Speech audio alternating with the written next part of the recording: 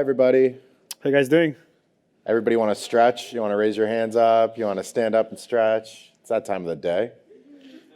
Yeah, It's almost a over. big one. Go ahead, take your Yeah. time. We're here to entertain people. Yeah, we are here to entertain. All right, let's start off. So first of all, I'll introduce myself. My name is Kiseliuk. I'm a managing director at ClickDealer. It's a GDM group company.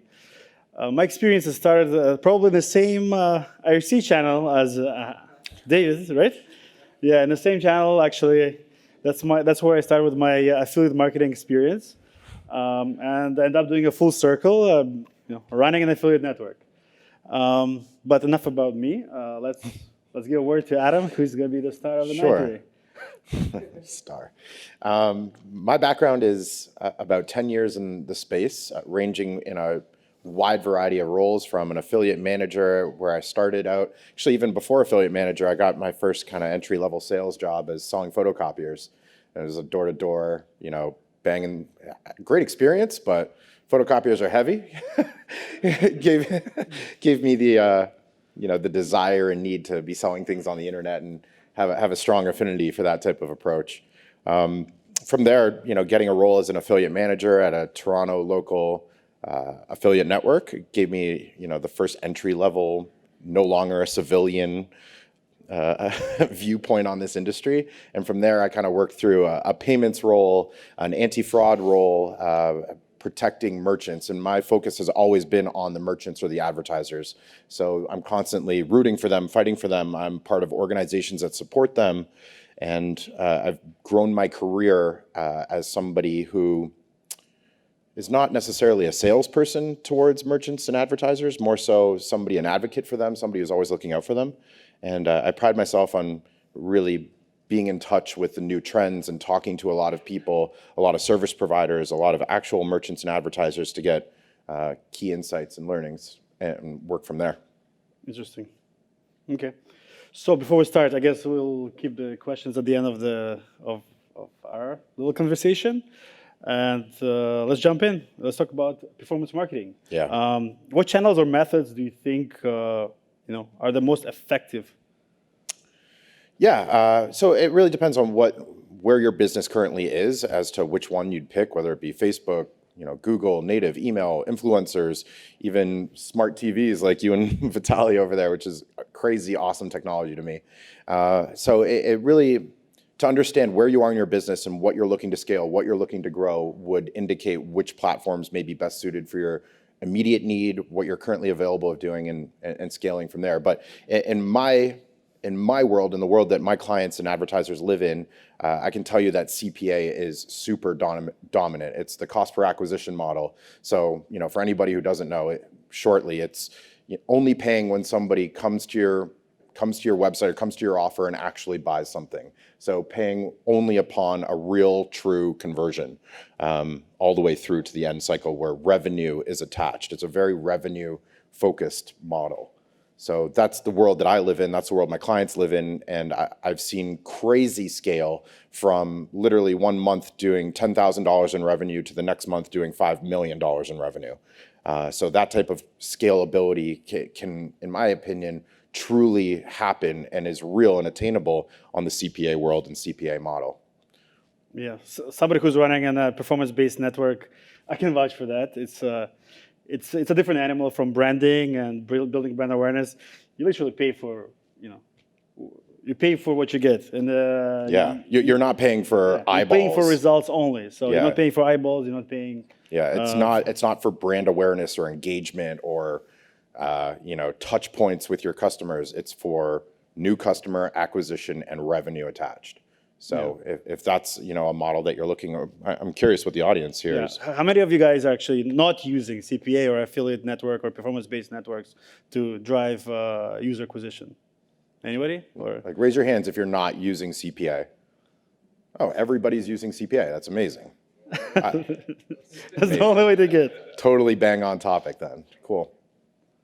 So just in the sense of that, so you're always focused on, the revenue attached to cost per acquisition. It's this constant balance in how to make your offer more attractive than others, especially in these competitive spaces, it truly always comes down to, in our world, EPC, earnings per click.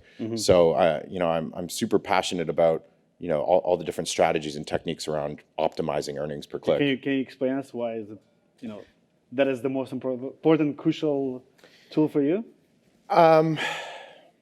Yeah, so earnings per click is how attractive your offer is to a prospective affiliate or partner, as some people like to call it.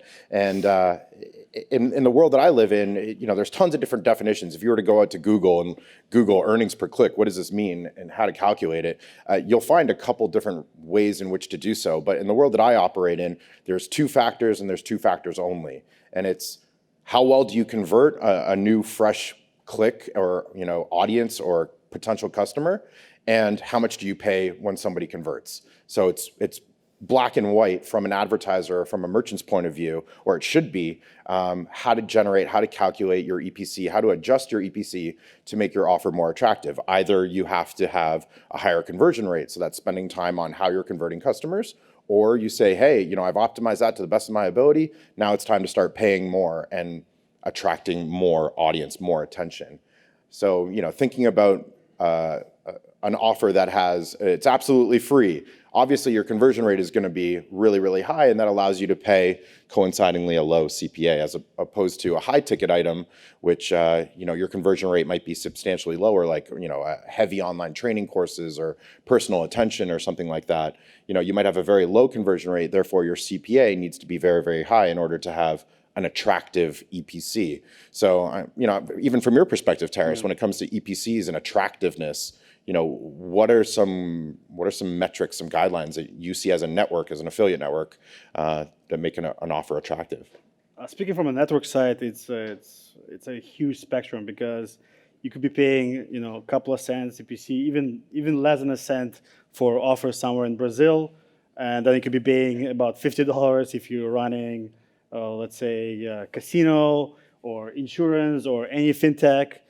EPC could vary depending on what kind of results you're looking for, okay, and so how competitive is the environment. Totally. So let's say for, where I'm seeing the most massive growth is direct-to-consumer brands. So direct-to-consumer products and services, and even the topic of, in terms of direct-to-consumer, when it comes to EPCs, what type of things do you think your affiliates would be attracted to? So I guess to explain more what you mean is e-commerce we're talking about. Sure. So yeah, e-commerce products and services, and the whole realm of accepting payments. Let's try to stay focused in North America, but obviously e-commerce is global. North America, I'd say it's about $3 to $5. Yeah. To make it attractive for affiliates to run. So yeah, if you're currently running a business that's struggling to attract attention or keep affiliates or keep your customers happy, you have to think about a metric like that from your affiliate network partners or your affiliates in general as to what's an attractive EPC for them, so that you can scale up, your conversion rate or scale up your cost per acquisition models. And there's ways to do that really quickly. It's like adding some different terminologies or different business models on your page, like free shipping, free plus shipping, or subscribe and save. Like the whole subscription model is blowing up right now. Well, so I'd say subscription model is getting more and more interesting. And I think it comes from perspective that long-time value customers stay longer, obviously, and they spend more money. Interesting enough, I think this model's probably the first people who got into those models were people in the dollar industry, paying membership-based subscriptions, and now see more of that. We see Netflix made a huge impact on the industry. Huge. We have YouTube now try to sell us same way subscriptions. Spotify monthly subscriptions, and it's not just digital products; it's offline products. HelloFresh, all these grocery products. All they want is to get that customer, throw in their credit card, and try to deliver you a good quality product from month to month. I think it's actually a good stepping point to maybe discuss another topic, which is average order value versus lifetime value of users. Yeah. So, average order value, or AOV, and lifetime value, LTV, if you will, they're two.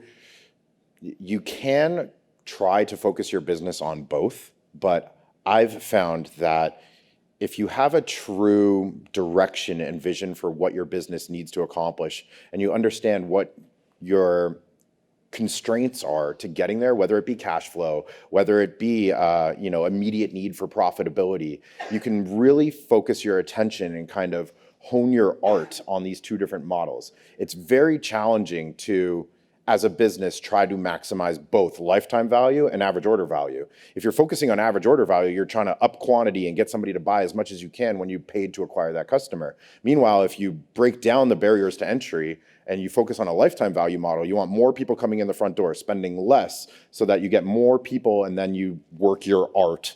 Art. Art.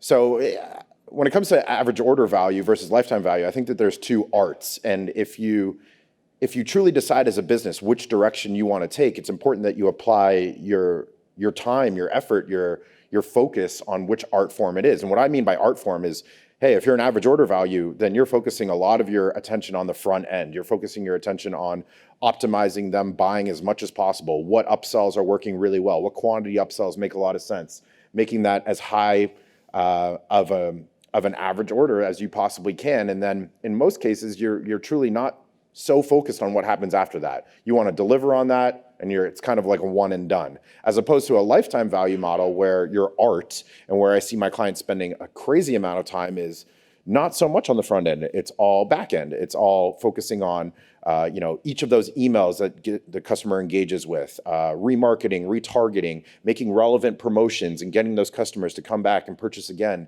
and really spending their time kind of focusing on maximizing from the value of that cost per acquisition.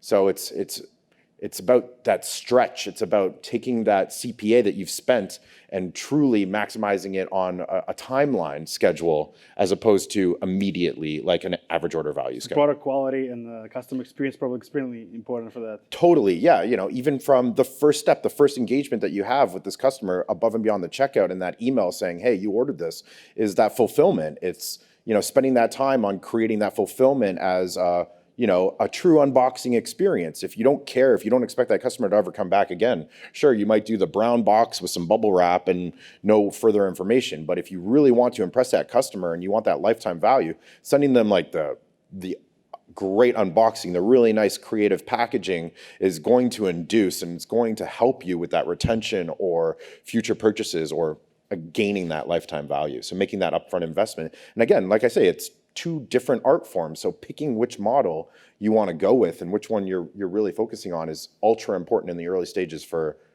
achieving success and not failure of your business. Mm-hmm. Is there any products you can give us an example of? Specific products with regards to the example, because I think like our experience comes from a little bit of different. There's a lot of people with a mobile acquisition here, and sure. We do different products, so it's interesting just to hear some examples. The vast majority of merchants that I support and work with very closely, I would say that they're in the evergreen products space. Mm-hmm. So these are products that actually, how many people know what's an evergreen product by any chance? Not a lot of people. Yeah. Cool. So we should talk about that. Do evergreen. Yeah, give sure. I know you have some interesting theories on evergreen. Yeah, I love evergreen. Evergreen is basically some products which will never go away, right? So beauty products, they existed since they were done of humanity. People will always going to care about themselves, health, sex. And I have my own personal theory about this. I've heard this. It's great. This is my theory, right? This all comes from original sins. People will always going to have desires that need to be fulfilled, right? It's either greed, it's pride, it's anything. And as marketers, we're going to be, unfortunately, to use the word, we're always exploiting those desires and try to fulfill, those gaps. Like I still remember one of my first classes in university, where, in theory, in a holistic way of view of marketing. They like to say that humans have needs and marketers create wants. Like you're thirsty.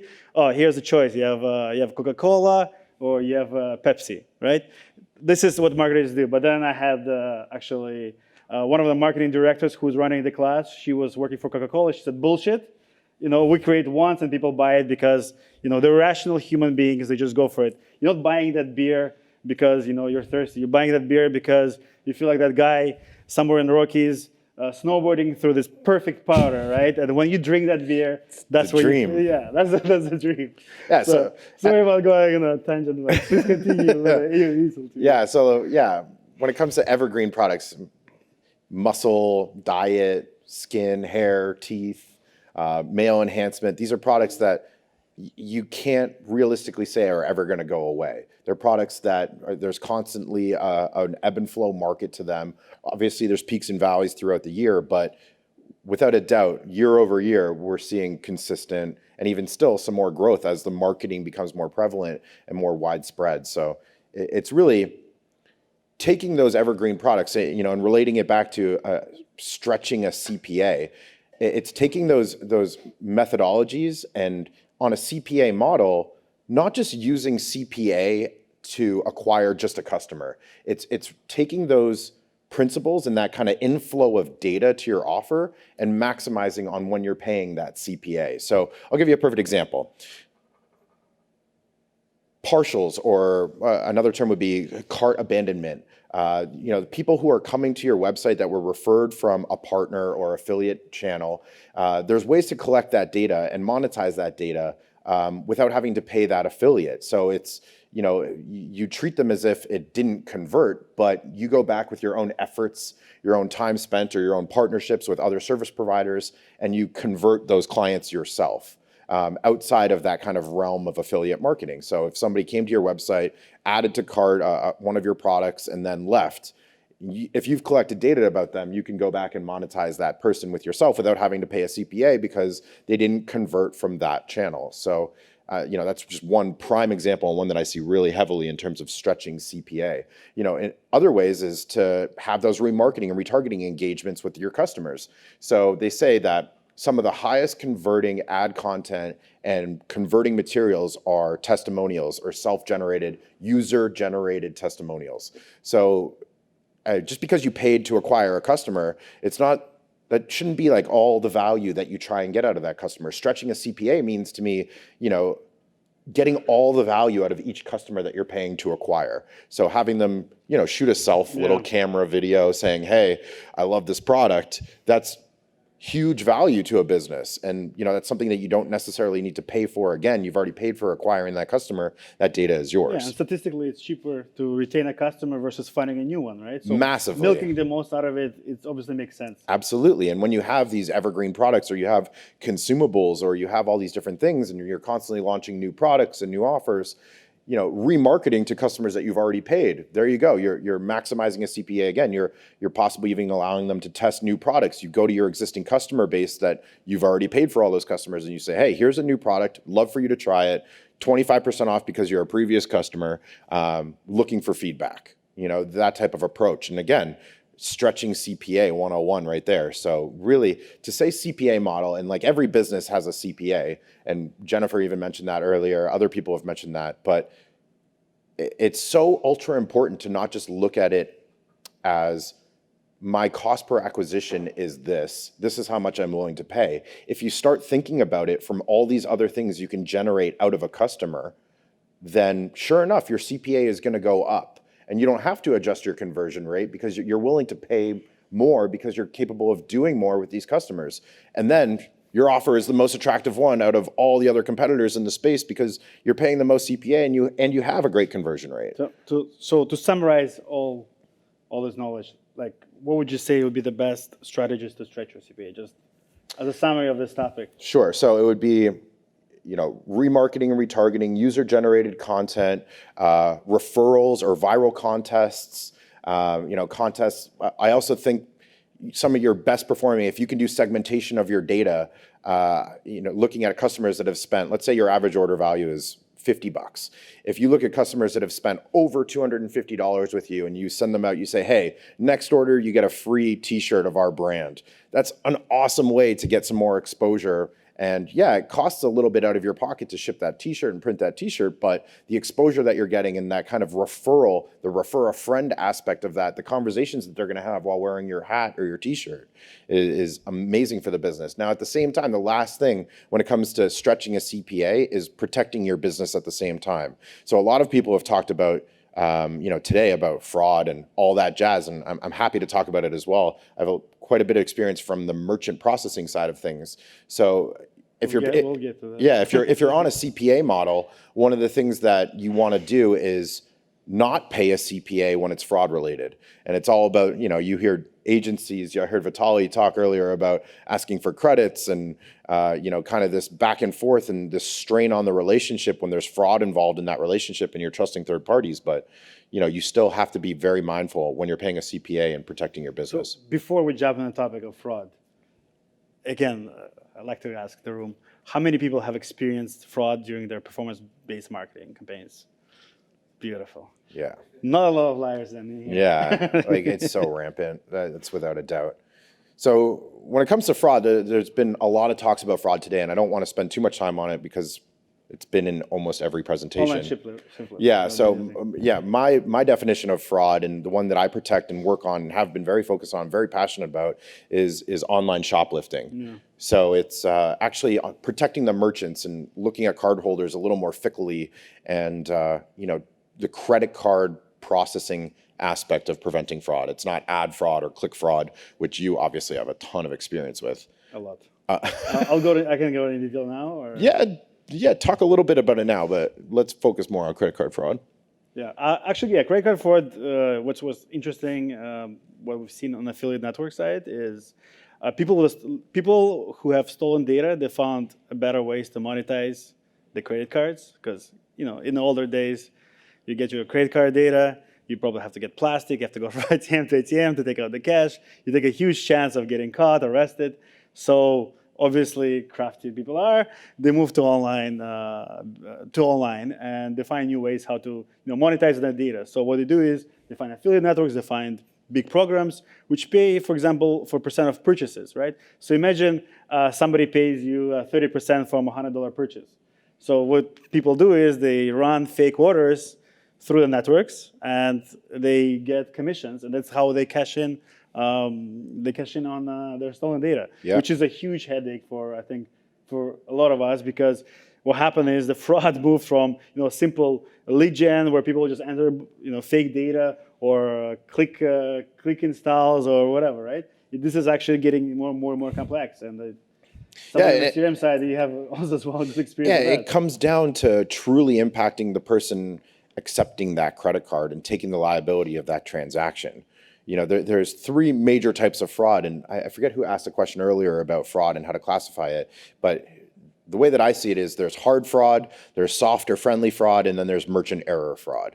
So hard fraud is stolen malicious credit cards, fraudulent data, fraudulent transactions, looking for some type of compensation or benefit, or worse, they're actually buying your product on a discounted trial and then going to eBay or Amazon and creating stores with your product, selling your direct service, which is a whole other level. But when it comes to soft fraud and friendly fraud, I'm most often classify that as buyer's remorse, or didn't understand or didn't read the terms of the conditions or anything like that. So the banks and the issuing banks are so on the side of cardholders that even if you have a receipt and a shipping confirmation and a tracking number and whatever, you still might not win that fraud case, which is just absurd to me. So, there's even bank apps, and I can tell you a lot of my clients, when it comes to protecting themselves from fraud and looking at aggregate level data, they're constantly looking at BINs, which is a bank identification number, first 6 digits of a credit card. Can tell you a lot about that person and about that bank and about what they're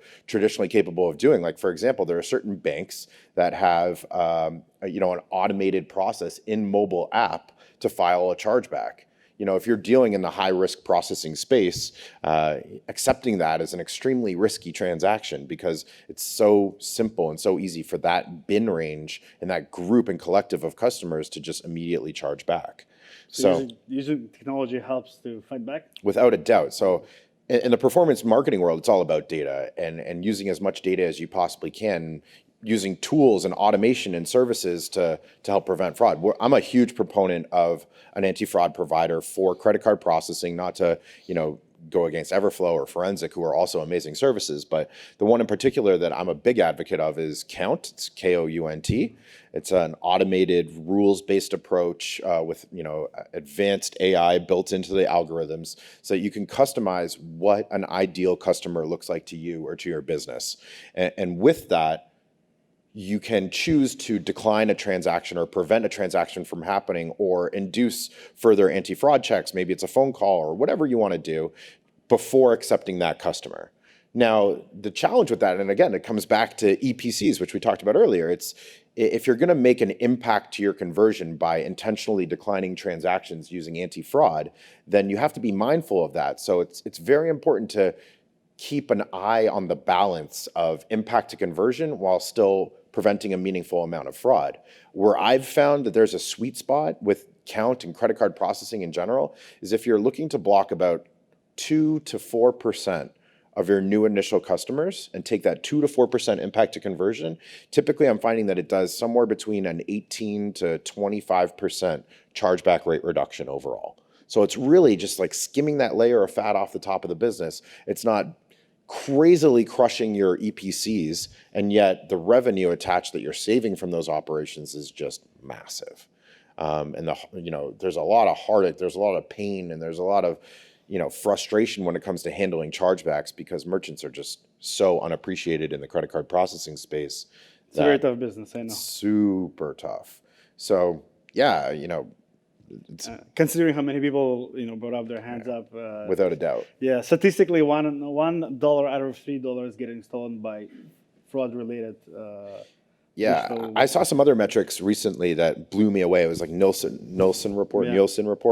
They were it was like $32 billion is expected in online credit card fraud in the year 2020, and I was like, whoa, that's a lot. And then I kept reading, and it went on to say that something like $7 for every $100 in revenue is going to be impacted by fraud. And I was like, holy, it's like 7% of revenue is fraud related now. That's like a massive number. It doesn't have to be a cost of doing business. Sure, there's always going to be some. If a provider comes to you and says, "Hey, I'm going to get your chargebacks to zero," it's like, yeah, you could decline every decline every single possible transaction, but your EPCs are going to plummet. Your offer's not going to get any volume, and yada yada yada. It takes a lot of. You have no revenue. Yeah, it takes a lot of work to fight that. I think in our company, for example, we generally just introduced a KYC program for all our publishers. Considering that we have thousands of publishers, that was not an easy thing to do. Yeah. But basically, know your customer solution was the only way to go. Every publishing manager had to know. We have like a criteria that we built. Like if you met them, if you talked to them on the phone, if they gave their UID, do you know their source of traffic? So actually, like doing some elbow grease. KYC, yeah. Yeah, that was one of the ways for us to fight because technology wasn't enough. Yeah, when it comes to technology not being enough, I resonate with that. There comes a point in a business where, hey, if it's not something you're super good at doing, is it better to outsource or is it better to hire and train up that resource and get somebody up to snuff? I believe that there are plenty in the internet marketing and performance marketing world. There's so much availability to outsource and to have expertise done outside. It's like, think about chargebacks. It's like I hope you never have to become an expert at fighting chargebacks. But if you feel that there's a need for that, there are plenty of service providers out there that'll fight chargebacks for you as opposed to, and they'll probably, statistically, they will do a better job than you yourself trying to defend your own business without handling millions and millions of chargebacks and knowing what the banks are looking for and how to respond effectively. So outsourcing, in this world and in the anti-fraud world, instead of becoming an anti-fraud expert yourself, is a super easy way to immediately make an impact on. Yeah, I think a lot of companies forget about their core competence and they start trying to solve every issue that exists, right? When do you think it's a good time, good strategy to outsource or not to outsource? Keep it in the house? I love that topic of core competency. It's like, is this something you're actually good at? If not, why are you bringing it in-house? Why not just outsource it and learn from somebody else doing it better than you possibly can?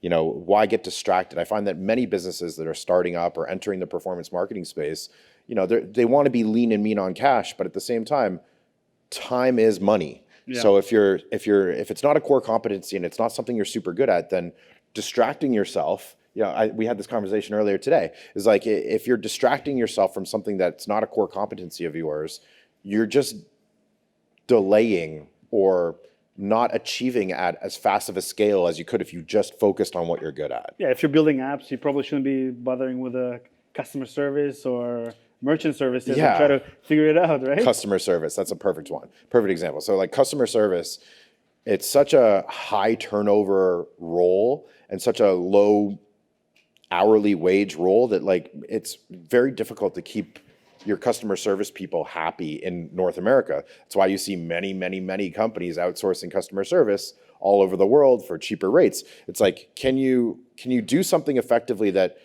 in-house, or like if you were to do something in-house versus outsourcing it, how much is that really making an impact on your bottom line, your revenue, your customer experience, your anything? And to me, customer service, fulfillment, warehousing, like I just don't see the value in having that in-house. Like having a storage on a shelf in a building that you own versus storage on a shelf in a building that you don't own and you just rent. Oh, that one is one of my favorites. Yeah, it's like, how is that going to make your brand better? No, I've seen a lot of guys, especially when Shopify became very popular with the performance-based marketing, where they sold everybody in a dream. Hey, everybody can have a shop, run your own business. And I see the guys who forgot about drop shipping and they started renting warehouses. And they forgot that they're actually marketers. They're not guys who need to run. It's a lack of focus on your core competency. It's precisely it. But like at the same time, there's also this massive rise in this gig economy, this freelance economy where you can just outsource just about any aspect of your business. Yeah. These virtual assistants are on the crazy rise. These logo designers, these brand developers, these website designers, everything can, it's such a massive market out there. And it's great if you just reach out to your social network and, if you're surrounded by like-minded individuals, just ping them and say, hey, who do you recommend for this? And sure enough, you'll get a whack ton of outsourcing options. And there's a service for everything. There's a service for everything. Yeah. Now, at the same time, there's still, aspects of your business that you probably really want to keep in-house. If so it is part of were those? Like your core competencies. Again, it depends on what business, what type of brand you're looking to build, what you're looking to accomplish versus what you want to keep in-house. But when it comes to performance marketers, if you're hiring in a performance marketing company, what should you really be looking out for, right? What is a must-have in a new hire? And that's a conversation I love having with my clients. I had it again today with a client present. So it was, what should I be looking for when it comes to new hires? Or like, what did you notice about this person who I hired? And it was, are they data focused? Performance marketing is all about data. It's making data-backed decisions. So if they're very comfortable with whatever methodology you use as an operator, whether it's Excel tables or Google Sheets or Looker, Domo, Tableau, which was just acquired by Salesforce, by the way, that's a big move. It's very important that who you're hiring and who you're working with is also comfortable in those realms. And those skills, those trades, they're readily available in the market. It's not that you have to train somebody on Excel. In this day and age, if you're an Excel-driven organization or, you use data manipulation based off Excel spreadsheets, everybody that you hire should be comfortable with Excel. Yeah. It's performance marketing 101. Now, at the same time, maybe you're hiring because you're really scaling the business and you need personality fit. And personality is a very important aspect of building a culture and a team that you're looking to build. Sure. If that's the case, then I highly recommend that they have an ever-learning personality. In this world in performance marketing, there's so rapid change, such rapid development. So many things have changed in the last years, future years, that if you get stuck in a rut and you get stuck in the mindset like, I know everything and I don't need to go to these conferences, I don't need to go to masterminds because my business is already successful. Yeah. It's like, see you at your race to the bottom. Tomorrow somebody else came out with a better idea, everything changes or something changes, right? Exactly. So I don't know where I saw this, but it was like a meme that I saw.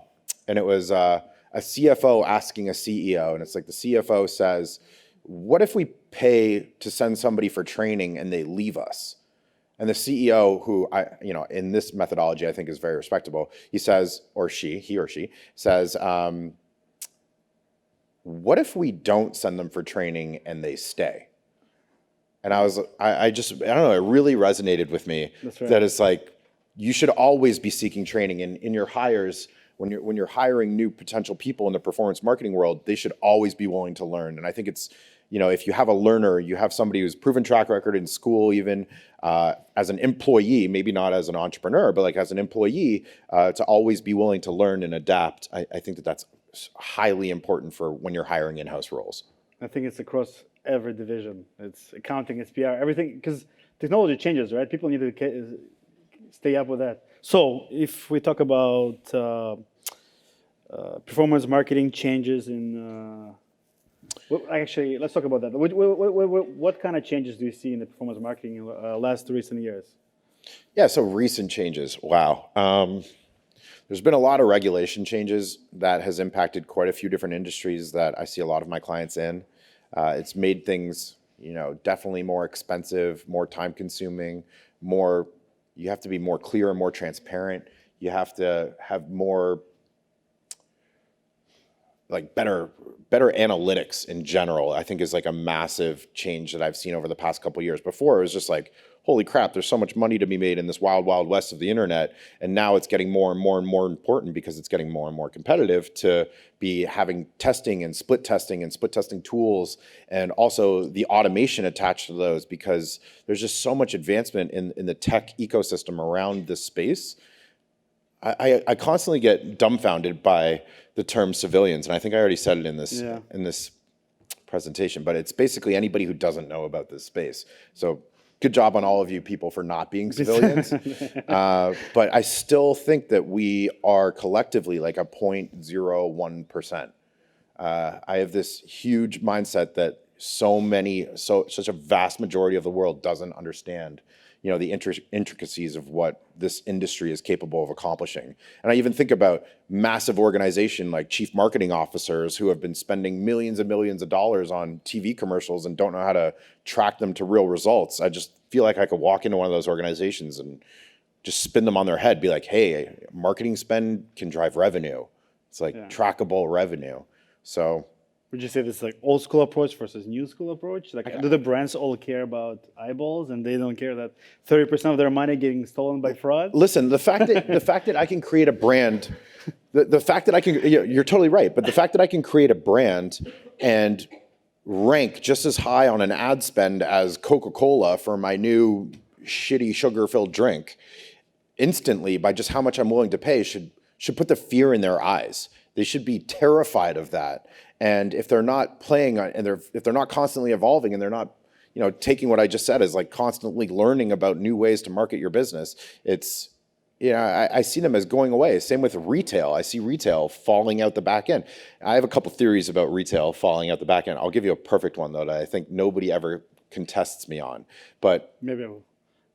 Try. But with the rise of e-commerce and this delivery kind of world that we're operating in, it's causing more delivery trucks to be on the road. When there's more delivery trucks on the road, they block like whole lanes and create huge traffic congestion and huge traffic problems.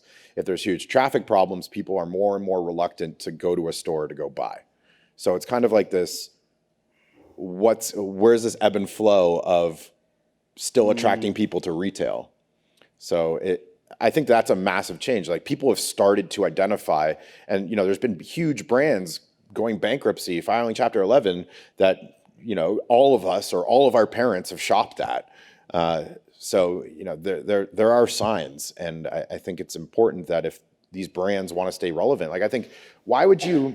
Somebody else put this to me in an awesome way. It's like, why would you go to Best Buy and then rent a cab and strap a TV to the roof when you have free shipping next day to your house? Like it just doesn't make sense. Maybe some people like to touch the TV, right? Touch a TV, yeah. Like a fruit. You like to touch TVs? Okay. But again, I think it depends on people's time, right? Yeah. Okay, so where do you think that all this is going? I think that there's been removals of barrier to entry for entrepreneurs these days to just hop on the internet. You could be selling, your grandmother's quilts out of her garage and call yourself an entrepreneur these days. So I think that it is creating this rise in competition at the early, low, small to medium-sized business levels. And that always transitions itself up, because if you still think about it, if you've never been in the performance marketing space, then you are a small to medium-sized business when you get started. You have to look at it as a different business entity. So it's creating this rise in competition. And when there's rise in competition, prices go up, regulation starts to come into play. There's going to be a lot of changes in the upcoming, you can already see them coming. Facebook is sitting in front of Congress, Google sitting in front of Congress. They have no clue what's happening. I can't wait for them to actually understand and make meaningful regulations. I'm part of this other group. It's called the Responsible Traffic Association, the RTA, and we're looking to create this association to lobby in front of Congress to make meaningful improvements to the way in which they understand performance marketing, so that they create and that we can influence and create an association of meaningful regulation, as opposed to this crazy blind out of nowhere regulation that's been coming down the pipe. Actually, interesting enough, you can see that Facebook and YouTube sometimes regulate themselves before somebody, like the government tells them to regulate, right? They introduce these new rules. That's precisely it. That's so precisely the government, it. everybody's really behind. They have no idea what's going on. And actually, it's a really good point about the lobbying, because that's how, for example, United States is a huge market, and that's the only thing when those old guys in the Senate start thinking, when they start explaining them or lobbying it, right? Yeah, without a doubt. Otherwise, it's scary. Otherwise, we're going to have those Zuckerberg moments when, how do you make money? Right? There is a Zuckerberg moment that does stand out, though. It's this rise, and I think nobody's talked about it today, or at least I didn't catch it if somebody did, but it's this rise of, decreasing rates on emails and rise in messenger bots and messenger communications. There's, email rates are plummeting these days. There's like 21% open rates and 2 to 5% click-through rates on some great performing emails. And yeah, sure, you might have a massive list, but this starts to like enter the world of like influencers who, there's that story of that person who couldn't sell 36 t-shirts to like 2 million followers or something like exactly. that. Goes back to the fraud, that you can have a lot of followers, but messenger they're not too attractive. Yeah, but messenger bots, like I'm seeing crazy rates. I'm seeing, as high as like 80% open rates and like crazy high click-through rates that just completely destroy email. So I would still say, like, as a performance marketer, stay on top of what's happening in the spaces around you. Think about all these different channels and ways to use them and new techniques, and anything that's you see as like a hot buzz topic. As an entrepreneur, I think it's important for you to take the time to investigate or consult an expert, or seek out to a consultant who maybe knows a little bit more, or can make an introduction for you to talk to somebody who's a genius or whatever it may be. And maybe watch out for gurus, because according to my YouTube advertisement, I can make $100,000 next week on Shopify. Yeah, there's actually, I have no affiliation to this person whatsoever, but his name's Andy Batucci. If anybody wants to look him up, he makes these like 1 minute long, terribly filmed, like sitcoms almost and like satires of performance marketing space. And there's some amazing ones. He does one where it's like, I could sell anything. And it's like the Wolf of Wall Street view. Yeah. And the last one is like, all you have to do is like, what does this pen come with? He's like, tell me what it comes with. It's like free shipping. And then it's like Shopify numbers just like blowing up. It goes back to the greed sin, right? People want, I'm going to get rich and gullible, right? Yeah. That's how you get customers. Yeah. So unfortunately, I think we're out of time. No, we can have questions. Maybe a couple of questions? Yeah, questions? I'll ask the first one. Are the Raptors going to win tonight? Who's a Raptors fan? Who's not a Raptors fan? Raise your hand. We the North. You leave the room immediately, sir. We the North. We the North. You better watch yourself, Michael Cole. Michael Cole. Right down his name. If he shows up on the news tomorrow, don't be surprised. One, cool. two, Questions? three. Anybody want to shoot something out there? Yeah. This is not working. This is not working. Hold on. Go ahead, Ty. Let's hear it. I have a lot of questions today. Woo. Please. So great discussion, by the way. You guys covered a lot, but I guess the question that I want to ask, and before I ask the question, so I just went through an exercise where I took like maybe 10 offers that I'm running through to, like, an affiliate relationship. And they were gift card offers.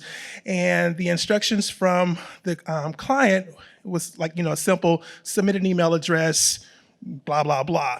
And, you know, get a gift card, get a $100 gift card to KFC or a $100 gift card to Amazon, whatever. And so going through the flow, the offer flow, what we found out was that the user actually never got to a point to where they would get the actual gift card. So my question would be, you know, as much as we talk about fraud and as much as we talk about protecting our advertisers, whether they're agency of record or affiliate, how much value or how much importance should be placed on the user experience to where the user isn't being frauded in the process? I have a You go first. short answer, maybe. Have you read terms and conditions on that page? We have. Because most likely they're just collecting data, and it's called a chance to win, right? So I'm quite familiar with the offers that you probably saw, and I think it's probably Fluent. It's one of the American companies which do data monetization. So one of their flows or angles is, you know, having a chance to win. Same way as you go to play lotto, right? Nobody guarantees you're going to win the lotto, but you have a chance to pay for it and maybe you win. So in the same situation there's a lot of companies that don't care about, I guess, user experience. But if you read the terms and conditions, it says that, you know, there's a chance you might win the card. But there's also a huge chance that they're probably going to market you and sell your data to third parties. Unfortunately, in North America, we don't have the same thing as in Europe, which is GDPR, and that data can be passed, you know, from buyer to buyer until I guess Congress catch up with that and introduces a new legislation. But for now, that's the reality, and nobody cares about your experience. I'm sorry. That is a very true. Yeah. I just want to talk quickly. I've encountered some people that do these, you know, credit card sweeps, these credit card sweepstakes offers. And something that I've always just found is super funny about them is people legitimately submit their credit card and are paying, you know, $1.29 and then more and then more and more for their chance to win an iPhone.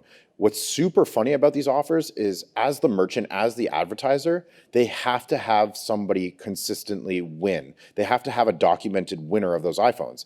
They literally call 20, 30, 40, 50 people who have entered their credit card number who have won before somebody says, I believe that I've actually won a free iPhone. It's the most crazy thing to me. People enter their credit card to win a free iPhone. They get called and say, hey, you won a free iPhone. Sign here to get your iPhone. And they're like, nah, this is fraud. And they do it like 20, 30, like 50 times. They have to call 50 winners. It's like one of the most strain-filled part of that whole process. It's crazy. So there's another question? Yeah. So, yeah, first of all, the Raptors is going to win tonight. Yeah. Yeah, let's go Raptors.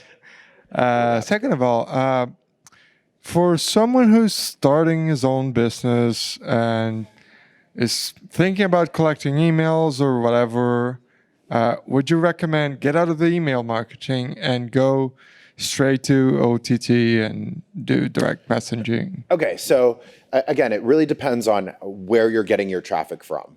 If you're using affiliate channels, you can only do so much in that space. Like you can try and you can put those pixels that, you know, scrape all that information and get as much as you can to do those, you know, messenger bots or SMS. SMS is crazy powerful these days and there's a lot of hype around it. But follow the regulations.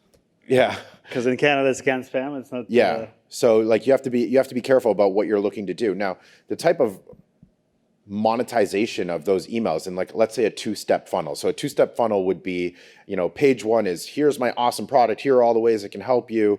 You know, put your first name, last name, email in here to even find the price, right? So it's this two-step, and then step two is credit card information. So if you're looking to do that model, it's very important that you're understanding what type of impact to conversion it's doing on yourself, how that's going to impact your EPCs. But again, you know, when you said starting a business, I can't stress enough what is important to your business. Are you an average order value merchant or are you a lifetime value merchant? So how you use that email will dictate, or what your intentions are with that data will dictate whether or not to do that model, in my opinion. Great answer. Thank you. Cool. Any other questions? What about spread on the Raptors tonight? That's right. I'll say Raptors by 11. Yeah. That's a good spread. Did he?